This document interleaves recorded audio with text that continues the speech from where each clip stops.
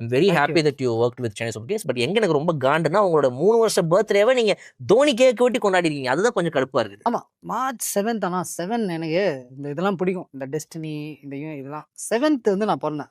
So நான் first interaction அவர்கிட்ட பேசும்போது, sir you are great sir. But நானும் மார்ச் 7 நம்மள செல்ஃப் அடிச்சுனா ரைட்டா நானும் மார்ச் 7. நானும் அந்த 7 7ன்றது ஒரு நம்பர் வந்து அவருக்கு பிடிச்சது.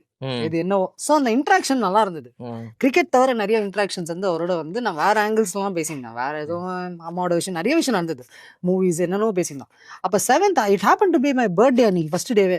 அதனால என்ன ஆயிடுச்சு, சரி ஒரு கொண்டாடலாம் இந்த பையனுக்கு ஒரு நல்ல ஒரு இது கொடுக்கலாம்னு சொல்லிட்டு, okay come it's Rocky's birthday அப்படின்றது தான் அது ஸ்டார்ட் ஆச்சு. அவர் சொல்லி நான் அவர்கிட்ட சொல்லிட்டேன் என் பர்த்டேன்னு. அவருக்கு எப்படி தெரியும்? நான் தான் சொன்னேன். அப்புறம் கேக்லாம் வெட்டி எல்லாரும் பயங்கரமாக பண்ணி அன்னைக்கு அப்புறம் ஸ்லோவாக அவருக்கு போலிங்லாம் நல்லா போட ஆரம்பிச்சேன். நெட்ஸில் போட்டு developed into a very great thing. Unbelievable experience. அடுத்த வருஷமும் திருப்பியும் வந்து அதான் இதெல்லாம் டெஸ்டினி தானேண்ணா. ஆக்சுவலாக 7th அன்னைக்கு ப்ராக்டிஸ் இல்லைண்ணா. ஆனால் வந்து 8th ப்ராக்டிஸ் இருந்தது. அது என்ன பண்ணாங்க, இப்போ 8th இல்லாத 7th ப்ராக்டிஸ் வச்சுட்டாங்க. ஆக்சுவலாக அது ஏதோ மாறுற மாதிரி இருந்தது டேட்ஸ். 7th இருந்தாங்க. அப்புறம் என்ன கலாய்ச்சாங்க. அதுதான் ராக்கி இன்னைக்கு முடிச்சுட்டு நான் கிளம்புறேன் அப்படின்ட்டேன். பட் நான் திருப்பி என் பர்த்டே திருப்பி அவர் வந்தார். திருப்பி இதே நடந்தது. நான் 3 வருஷம் நான் நினைக்கவே இல்லை. நான் எதுவுமே நினைக்கலண்ணா. நான் வந்து இதெல்லாம் நடக்கும்னு நான் நினைக்க மாட்டேன். என்ன வேணா நடக்கட்டும் லைஃப்ல அப்படின்றது தான் இருப்பேன். பட் அந்த மாதிரி நடந்துச்சு. அதில் நிறைய பேர் அப்செட் ஆயிட்டாங்க.